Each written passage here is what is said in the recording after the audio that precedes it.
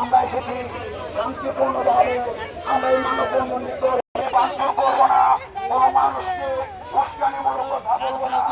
আমরা শুধু আজকে বৃষ্টি হয়েছে, আমাদের চালের উপর দিয়ে পানি প্রবাহিত হচ্ছে, আমরা অপারক হয়ে এই সরাইলবাসীকে ধিক্কার জানাচ্ছি।